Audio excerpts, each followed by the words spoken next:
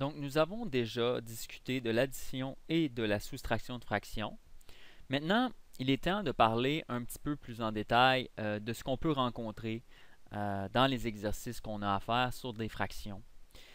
Donc, il y a un concept de nombre fractionnaire. Donc, des nombres fractionnaires, nombre fractionnaire. Donc, qu'est-ce qu'un nombre fractionnaire? C'est, dans le fond, un nombre qui possède une partie entière et une partie fractionnaire. Donc, des nombres fractionnaires. OK. Donc, ces nombres sont exprimés sous une forme, par exemple, qui pourrait ressembler à 3 et une demi.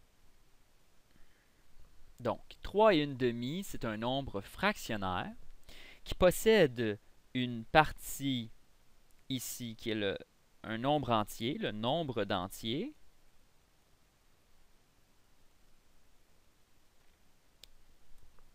Ça, c'est le nombre d'entiers. Et ici, on a une certaine fraction qui est additionnée à ce nombre entier. Évidemment, il y a plusieurs petits pièges ou plusieurs variantes qui peuvent se retrouver dans ce type d'exercice. Par exemple, on pourrait avoir une fraction qui vaut plus que 1. Ce n'est pas interdit. Donc, au lieu d'avoir une demi, j'aurais pu avoir 17 demi. 3 et 17 demi. Et je pourrais demander de réécrire ce nombre fractionnaire en m'écrivant une fraction qui est entre 0 et 1. Donc, comment traiter les nombres fractionnaires lorsque nous avons des additions de fractions? Eh bien, c'est assez simple. Il faut bien comprendre qu'est-ce qu'une fraction et qu'est-ce qu'un entier. Et puis, une fois qu'on comprend bien ces concepts, normalement, on n'a aucun problème. Donc, je vais essayer de simplifier ça pour vous. Disons que nous avons le nombre fractionnaire 2 et 3 quarts et que nous additionnons ce nombre fractionnaire-là à la fraction 12 cinquièmes.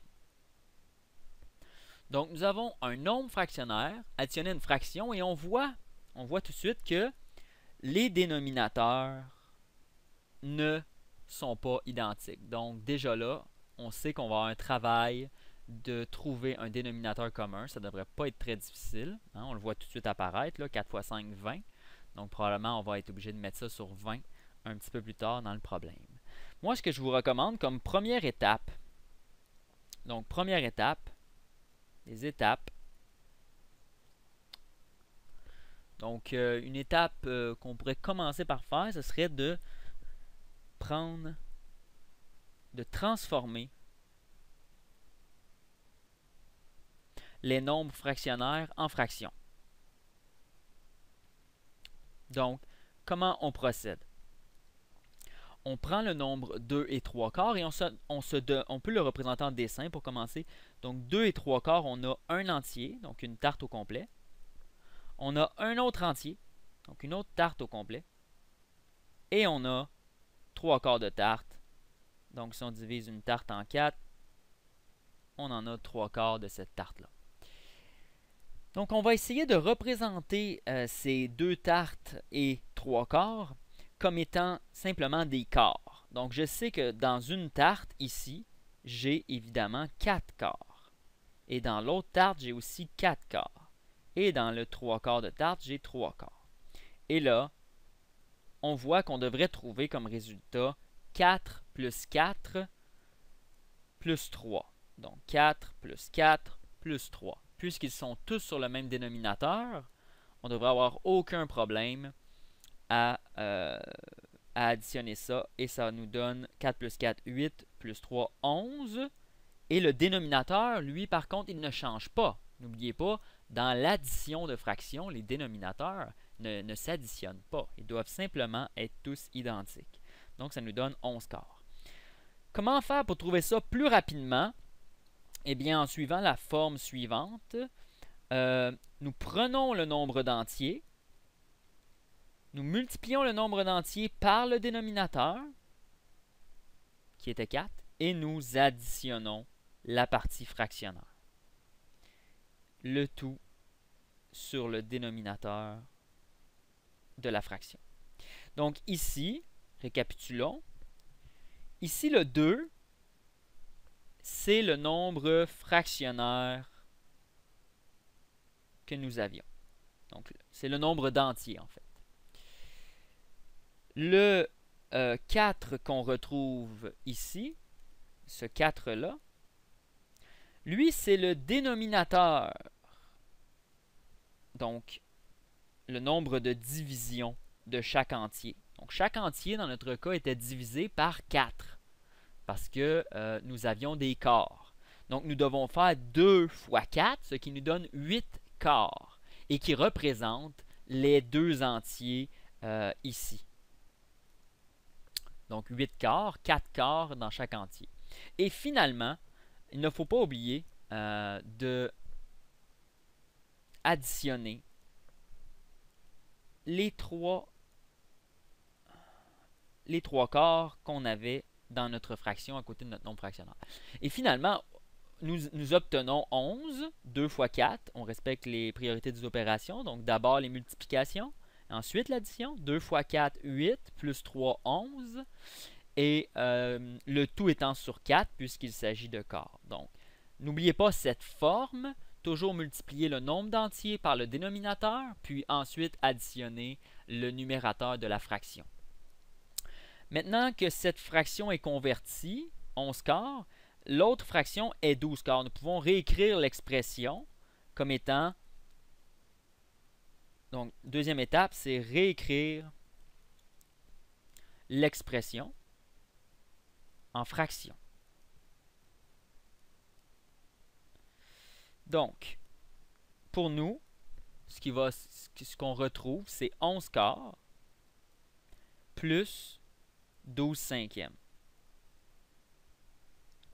Maintenant, on arrive au problème qu'on a déjà discuté dans le précédent vidéo, comment faire pour additionner ces fractions. Donc, même dénominateur, on voit que le plus petit commun multiple est 20, donc ça se voit assez rapidement. Avec un peu de pratique, vous devriez être capable de voir qu'en faisant x5 ici et x4 en haut et en bas ici, nous obtenons des fractions qui seront toutes deux sur 20. Et donc, il ne nous reste plus qu'à multiplier en haut et en bas. 11 fois 5, donc 55 sur 20. Et 12 fois 4, 48 sur 20. Vous voyez que les tables, apprendre ces tables de multiplication, c'est un atout indispensable. Sinon, il faut toujours se référer à la calculatrice, ce qui est très long et qui détourne notre attention de la matière à laquelle nous tentons de réfléchir. Maintenant que nous sommes sur le même dénominateur, une dernière étape, nous avons simplement à faire 55 plus 48, ce qui devrait nous donner quelque chose comme 103. 103 sur 20. Encore une fois, on doit se poser la question, est-ce que 103 sur 20 est une fraction irréductible? Donc, il existe plusieurs calculatrices qui peuvent vous donner le résultat instantanément. Moi, je vous dis que c'est une fraction qui est irréductible. Donc, bonne nouvelle, nous avons une fraction irréductible. Maintenant, faisons des exercices et des exemples avec des nombres fractionnaires, incluant des additions et des soustractions, évidemment. Donc, nous avons le nombre fractionnaire 5 et 2 tiers, auquel nous voulons soustraire 7 et 14 cinquièmes. Donc, la première chose à remarquer dans cette opération, c'est que la réponse sera négative. Si vous avez écouté les vidéos sur l'arithmétique et les bases de l'arithmétique, vous devriez voir ici que nous allons probablement avoir une réponse négative, mais peut-être que je me suis piégé moi-même en mettant ici une fraction qui vient fausser un peu le jeu, mais dans ce cas-ci, cette fraction ne fera qu'empirer et qu'agrandir, dans le fond, le facteur négatif. Et nous devrions obtenir une réponse négative. Donc maintenant, comment faire pour calculer cette réponse? Nous respectons nos étapes. Les étapes établies précédemment ici. Bon. Donc, nous transformons les nombres fractionnaires. Pour le premier, ça devrait être assez direct comme transformation. Nous faisons 5 fois 3 plus 2 sur 3. Donc, si vous avez bien compris ce que j'ai expliqué un peu plus haut, juste en haut, ici, tout ça là. Donc, ici, c'est la procédure que nous appliquons. Donc, 5 fois 3 plus 2 sur 3, moins 7 fois 5 plus 14 sur 5. Ce qui nous donne 5 fois 3, 15, plus 2, 17 sur 3. Et 7 fois 5, 35. 35 plus 14, on devrait avoir ici 49 sur 5. Donc, laissez-moi vérifier. Puisque tous les calculs sont dans ma tête, je vais être sûr de ne pas me tromper. Et puis, 7 fois 5, 35, plus 14, ça fait bel et bien 49. Parfait. Donc maintenant, il ne nous reste plus qu'à faire quoi? Quelle est la prochaine étape? Eh bien, réécrire l'expression en fraction, c'est fait. Maintenant, nous passons à... Je vais marquer une troisième étape dans notre démarche. Ne pas oublier de les mettre sur le même dénominateur. Donc, de mettre les fractions sur le même dénominateur, évidemment. Hein? S'ils ne sont pas sur le même dénominateur, nous ne pouvons effectuer l'opération d'addition et l'opération de soustraction.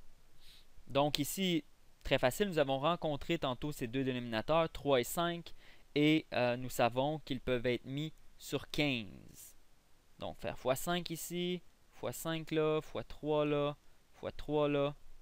Évidemment, tout cela ne change pas la valeur de l'expression, et au final, nous aurons quelques calculs mentaux encore à faire. 3 x 5, 15. Et 17 x 5, ça devrait donner 85. Maintenant, 49 x 3, 147. Et 5 x 3, 15. Donc, nous réalisons que la fraction négative est beaucoup plus grande, hein, en valeur absolue, donc beaucoup plus loin de 0 que la fraction positive. Donc la réponse sera inévitablement négative. Et il ne nous reste plus qu'à faire 85 moins 147. Et nous obtenons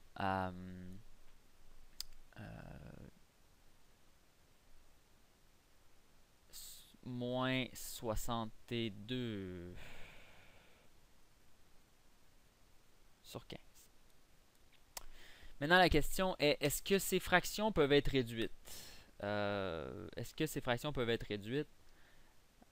En fait, pas vraiment. Donc, nous ne pouvons pas réduire cette fraction parce que 62 ne se divise pas par 3 et 62 ne se divise pas par 5. Et quels sont les diviseurs de 15? Les diviseurs de 15, ce sont 3, 5. Évidemment, 15 et 1 ne sont pas vraiment très instructifs dans ce cas-ci. Et les diviseurs de 62, il y en a plusieurs. Mais sans tous les énumérer, on voit qu'il n'y a pas 3 et il n'y a pas 5. Donc, malheureusement, on ne pourra pas réduire cette fraction. Encore une fois, nous avons beaucoup de fractions irréductibles, mais il arrive fréquemment que les fractions sont réductibles et il faut toujours vérifier que nos fractions sont réductibles. Donc, cela vous donne un exemple de comment gérer des nombres fractionnaires, comment gérer des additions de fractions, des soustractions de fractions. N'oubliez pas les trois étapes, transformer les nombres fractionnaires en fraction et réécrire l'expression en fraction. Ensuite, ne pas oublier de mettre les fractions sur le même dénominateur. Et on pourrait même rajouter à la fin de simplifier l'expression. Hein? Simplifier. On pourrait marquer que c'est réduire la fraction. Donc, réduire la fraction. Avant de terminer, puisque nous n'avons pas rencontré de fraction à réduire, je vais prendre quelques instants pour vous expliquer comment réduire une fraction ou vous donner quelques exemples. Donc, prenons ici un espace pour réduire des fractions. Donc, dans ce coin ici, nous allons réduire des fractions. Réduction de fractions. Parfait. Donc, prenons une fraction qui est assez grande et qui possède probablement la capacité d'être réduite.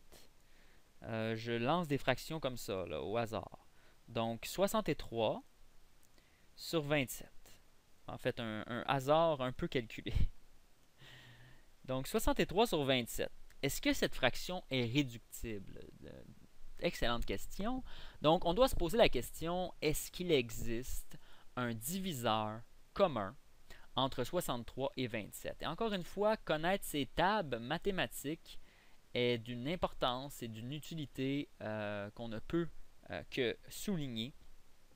Si vous connaissez bien vos tables, vous êtes certainement conscient que 27 et 63 sont des multiples de 9.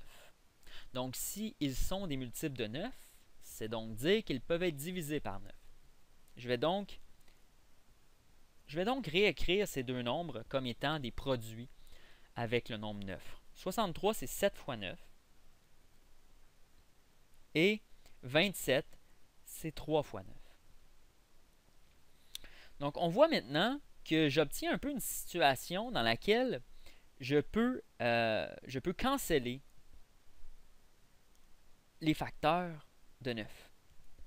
Puisqu'il y a un facteur de 9 en haut et en bas, je peux diviser par 9 en haut et diviser par 9 en bas, ou diviser par 9 le numérateur et diviser par 9 le dénominateur, sans changer la valeur de mon expression. Vous vous souvenez que lorsque je multiplie par 3 ou par n'importe quel nombre au numérateur, je dois multiplier par le même nombre au dénominateur pour ne pas changer la valeur. Et cette fois-ci, c'est pareil. La seule différence, c'est qu'on divise.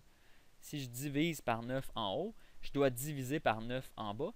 Et cette division par 9-là vient canceller ces 9-là. Donc, quand vous voyez le même produit en haut d'une fraction et en bas d'une fraction, donc ce produit-là peut normalement être cancellé. Et c'est ce qui se produit ici. Ce qui nous donne la fraction résultante, qui est 7 tiers. Et cette fraction-là a été réductible. Parce qu'on a deux nombres premiers. Donc, c'est sûr qu'une fois qu'on est rendu avec deux nombres premiers, c'est très très simple. Là, on est sûr que ça ne peut plus se diviser. Un autre exemple d'une fraction qui devrait normalement être réductible, on pourrait avoir quelque chose comme 54 sur 36. Donc, cette fois-ci, il y a différentes façons de procéder. Si nous voulons aller directement au but, nous allons diviser par le plus grand commun diviseur. Donc, peut-être rechercher le plus grand commun diviseur, le PGCD. Et si nous trouvons le plus grand commun diviseur entre deux nombres, automatiquement, nous aurons une fraction qui est irréductible. Par contre, si nous ne trouvons pas le PGCD, nous n'aurons pas automatiquement de fraction irréductible. Donc, pour ce faire, nous pouvons dire, je vois que les deux nombres sont pairs, donc je vais diviser par 2 en haut et en bas. Diviser par 2 en haut et en bas nous donne quel résultat? 54 divisé par 2, 27. 36 divisé par 2, 18. Donc, nous obtenons 27 sur 18. Est-ce que ce nombre-là, 27 et 18, est-ce que ces nombres-là possèdent encore un diviseur commun? Donc, si vous connaissez vos tables de 9, vous voyez que effectivement, 27 c'est 9 fois 3 et 18 c'est 9 fois 2. Donc, on peut encore, si nous voulons réduire cette fraction, nous obtiendrons 3 sur 2. Maintenant, est-ce qu'il y aurait eu une possibilité de passer directement de cette fraction initiale à cette fraction finale? Effectivement, il y aurait eu moyen. Il suffit de trouver le PGCD. Donc, quel est le plus grand commun diviseur de 54 et 36? Il existe des techniques très intéressantes que je vais vous montrer dans le prochain vidéo sur comment trouver un PGCD facilement, donc pour ne pas être obligé d'énumérer toutes les possibilités et tous les diviseurs de chaque nombre. Donc, mais pour l'instant, nous pouvons simplement réfléchir quelques instants et voir que 54 c'est 18 fois 3 et que 36 c'est 18 fois 2. Donc, évidemment, si nous réécrivons 54 qui est égal à 18 fois 3, donc il m'arrive de mettre des points pour les multiplications. C'est pratique lorsqu'on fait de l'algèbre, mais pour le moment, je vais garder le X comme symbole de multiplication, la croix. Et 36, évidemment, c'est égal à 18 fois 2. Donc, encore une fois, la règle du fait qu'on a 18 qui se multiplie en haut et 18 qui se multiplie en bas. Donc, ces 18-là se cancellent et nous retrouvons la fraction 3/2 d'un seul coup.